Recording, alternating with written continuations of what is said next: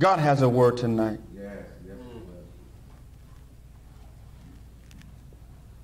Found in the book of Acts, chapter number 16.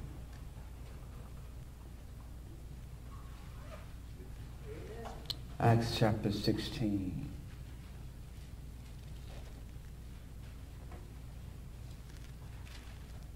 I want to begin reading at verse 23.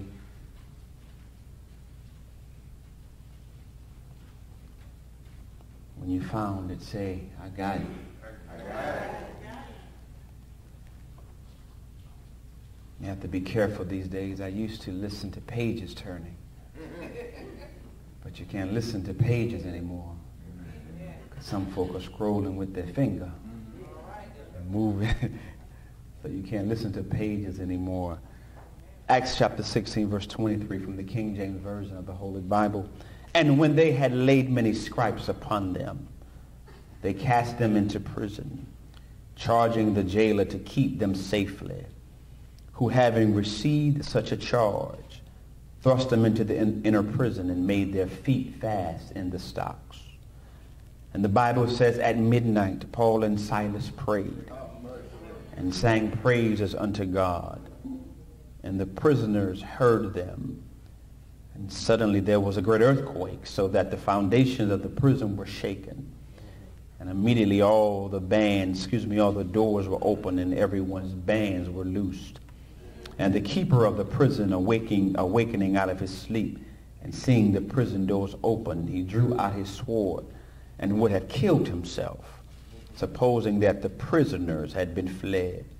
But Paul cried with a loud voice, saying, do thyself no harm, for we are all here. Then he called for a light and sprang in and came trembling, fell down before Paul and Silas and brought them out. And listen what he said. Sirs, what must I do to be saved? Verse 25 said, at midnight, Paul and Silas prayed and sang praises unto God. I want to preach tonight for a few sermonic moments. www.worship. www.worship. My brothers and sisters, if we read the Bible, if we know anything about the Bible is filled with confrontation. The Bible is filled with confrontation. And I'm coming to understand that confrontation is not always a bad thing. If the truth be told tonight, you and I can learn a lot from being in a confrontation. You can learn a lot about who you are when you go through a confrontation. Being involved in a feud and a confrontation tells you a lot about who you are, how you handle the confrontation, what you do in the midst of the confrontation, what you say in the midst of a confrontation tells you a lot about who you are. So we can learn a lot about ourselves in the midst of confrontation. And the Bible is filled with the people of God going through confrontation. It was the three Hebrew boys who were in the confrontation with the king Nebuchadnezzar because they refused to bow down to the king's music, thus causing them to be thrown in prison, in the fiery furnace. Yet no danger came upon them. It was Daniel who wanted to pray, but because the people did not care for prayer, he was thrown into the lion's den. yet no danger came upon him. It was the young leader in the background named David who was in a confrontation with Goliath. Because David could not understand how the people of God could just sit around and watch Goliath defame his God. David fought Goliath with 5 stones, only needing 1. Because he was in the midst of a confrontation. And if you have not caught on yet, you will discover that God always delivers his people in the midst of confrontation. And I need to tell us tonight, I need to tell you tonight that we must be careful, because sometimes we think the louder we get, the more results we get. Can I say that again? Sometimes when we're in confrontation, we think that the more we yell, the more results we get. But I'm learning that sometimes the less we say, sometimes the less we yell, the better results we get. It's true right here in the text, because Paul and Silas found themselves in the midst of confrontation. Because all they wanted to do was preach the gospel of Jesus. And Acts chapter 16 is a very familiar text. And as we know the text and we read the text, we must understand that Paul and Silas sometimes fall into the same category, because Paul and Silas found themselves in prison because they wanted to preach, but the people who they were around did not want to hear the truth. And I think your theme this week deals with the truth. Because Paul and Silas were in town, and Acts chapter 16 tells us that there was a young girl following them, giving them free advertisement, saying that these men are the men of God. But what Paul and Silas knew, or they had a spirit of discernment, what they knew, that this woman was saying the right things, but she had the wrong motive. It is true tonight that people can tell us what we want to hear, but they have ulterior motives. Y'all ain't gonna talk to me, because what's really wrong with her saying that these men are the men of God? She was not saying it to draw people to God. She was saying it to gain money for the people who hired her. And we must be careful tonight, my brothers and sisters, that we don't get the right thing from the wrong source. No, nobody want to talk to me tonight. You have to be careful that you don't get the right thing from the wrong source. Y'all gonna make me come and sit right down by you. Come here. Let me tell you, some of y'all done got your car note paid from the wrong source. Some of us done got dinner.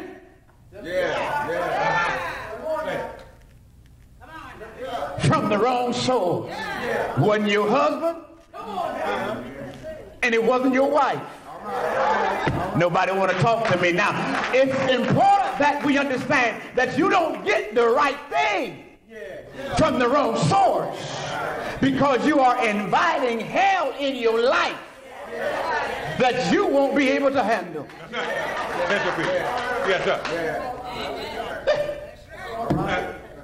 Oh yeah, she was saying the right thing, but she had a wrong motive. And Sister Simmons, we've been married now for 18 years, sweetheart, and I love you. But before I met you, I used to tell folk what they wanted to hear,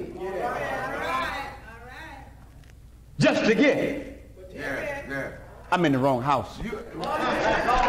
Just to get what I wanted. Even in the church, people will tell you what you want to hear. just to get what they want. Because everybody that wears a choir robe ain't saved. Everybody that can pray and put words together that sounds good is not going to heaven. Everybody that wears a preacher collar,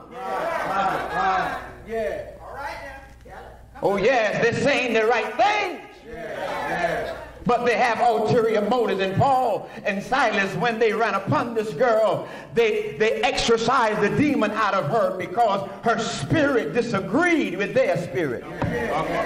I'm really trying to do the text some justice as I get out of here. I don't want to keep it too long. They exorcised the demon out of her because they knew or they understood that she was the wrong source telling them or telling the people the right thing but the wrong source. So they looked at the woman and did not call her name, but they spoke to the demon in the girl and not to the girl personally. Y'all missed that. Can I bring it down another way? Sometimes it's the thing in the person. See, we have become so personalized that we take things personal. We get mad in church and we look at the faces of people, but really we need to be praying and speaking to the spirit in the person, because really the truth is all of us are good people. Some of us just have some bad spirits.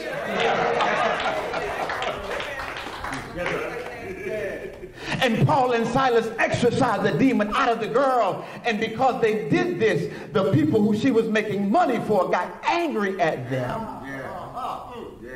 and now caused them to be placed in the inner prison.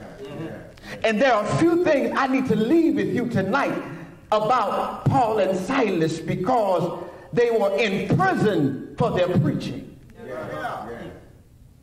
They were in prison for their worship. And sometimes our preachers will get us in trouble. Sometimes our worship will get us in trouble. But the same thing that got us into the trouble will also get us out.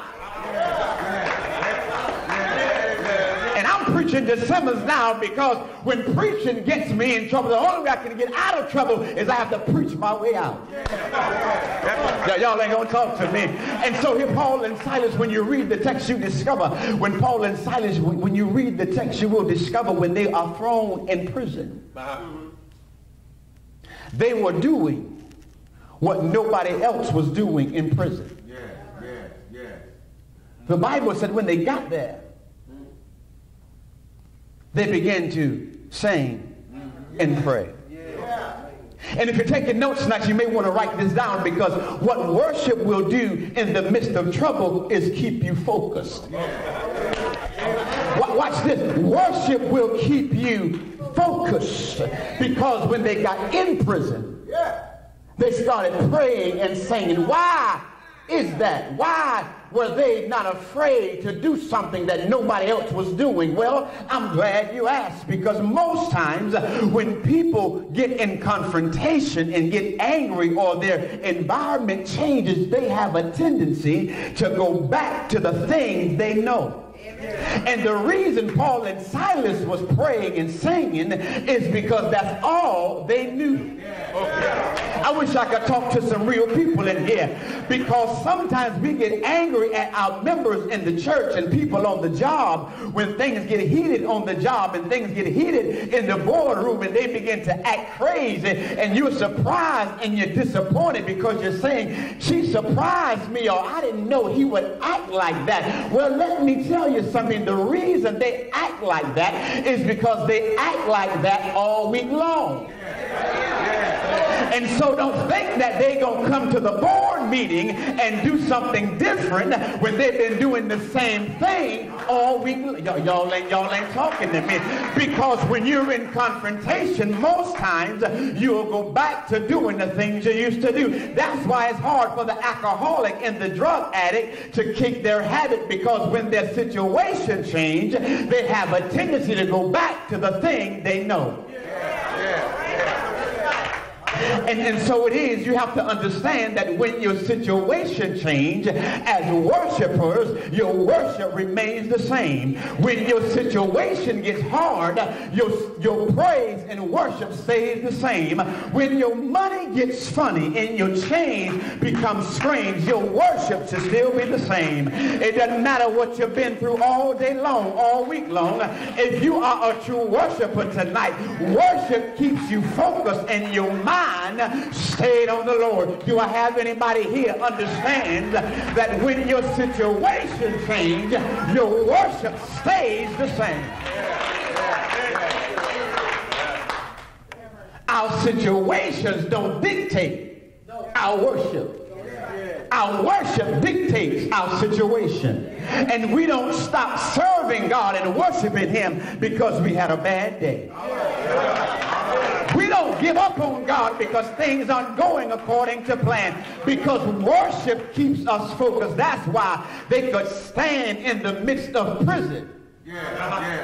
In their inner prison at that, they could stand there and still worship God, because that's all they knew. Because they understood that if my preaching got me in it, it's going to be my worship that's going to get me out. If my worship got me in it, I'll worship my way out. Do I have any worshipers here that understand that I'm a worshiper and it's what I do? But not only does worship keep you focused, worship becomes your witness. The Bible said that while Paul and Silas were praying and singing, everybody began to listen. Everybody began to take notice of here these two fools locked down in prison. They're in here praying and singing. The Bible said that they prayed and sang so much. The Lord responded. Said that they prayed and sang so much that God had to act. He acted so much that the jailer came to Paul and Silas and said, "Sir, please tell me, what must I do to be saved? What must I do to get what you have?" I need to tell you tonight that how you handle your confrontation is important, because people are watching you. How you handle your life situation. People are asking you, watch this, because the jailer, being a Roman guard, knew that the consequence for anyone breaking out from their custody meant that the Roman superior guard would do to them what they would have done to the prisoner. And so the jailer understood that I might as well take my own life. Because if I don't do it, then my superiors will. But he wasn't concerned about that. All he wanted to know was, based upon what I've seen, I'm no longer afraid of my Roman superiors. I'm so impressed that I want to be like you. So tell me, what must I do? And I need to tell you and I who are church believers and Bible believers and churchgoers and who called ourselves blood-washed sinners or blood-washed saints of God, and we carry the bloodstained banner of God. We have people around us that's watching us to see what we do. You have young people around you that's watching you to see what you do. One of the biggest witnessing tools we have are our actions and what we do to the people around us. I am afraid to say that many times we can't get our family members to church who aren't saved because they watch us all week long. I preach, Reverend Simmons. I'm doing the best I can. The reason we can't get our family members to the cross is because they watch us at the dinner table on Sunday and the things we say, watch this, about the preacher and the deacons, and so their mentality is, ain't no need in me going there. If they, y'all ain't talking to me tonight. What's wrong? The reason we can't get folks saved is because our witness is bad, because we are saying one thing, but we are doing something. Y'all ain't talking to me. Because we have to understand that our witness is our worship, and our worship becomes our witness. And if you really want to draw people, you have to show them the actions and not just what you say. Because what you do speaks louder than what you say. And Paul and Silas, locked down in jail, understood that their worship became their witness. And because their worship became their witness, they didn't have to run from the fight. When you really are a worshiper, you don't have to run from the fight. You can run to the fight, because we know that all things work together for the good of those of us that love the Lord and are called according to his purpose. But I'm out of here tonight. But understand that worship now is a part of our life. And it's not a matter if we do it. But if you love the Lord tonight, it's a matter of when and how much you do it. Because I'm a firm believer tonight that if we know how to hold on to God's unchanging hand, no matter how hard things get, we can still have joy. Ooh, no matter how hard life gets, if we know how to lift up holy hands, we can say, after all I've been through, I still have joy. And do I have anybody here tonight that understands that life sometimes deals us a bad hand?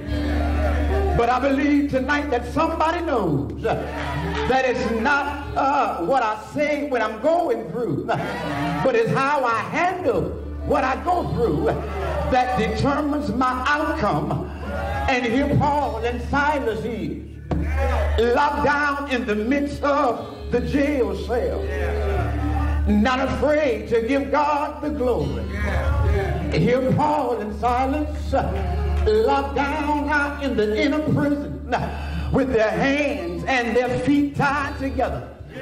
But I believe tonight that as long as I have a mouth, may not be able to move my hands and may not be able to move my feet, but as long as I have a mouth, I can still speak those things that be not.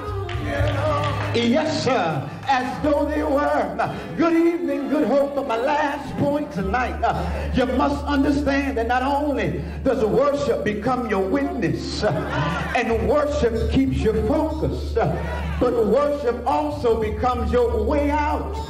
The Bible said that Paul and Silas, locked down in the prison cell, began to pray and give praises to the Lord. And all of a sudden, as they were praying and worshiping God, the Bible said that the earth shook. And I believe tonight if you and I would get together and really join hands and knew how to usher in the presence of the Lord would shake up Esther. It would shake up Hampton County tonight. If we really knew how to give God the glory tonight, we would understand that our children would come home tonight. If we knew how to worship God, our family would really be reconciled tonight. If we knew how to worship the Lord, the Bible said that the earth shook and the jail bars opened. And I just believe tonight, Reverend Steve, that if we call on the name of the Lord, he has to respond tonight. He has to respond to our cry. And I believe tonight I have a witness here. If you walk down memory lane,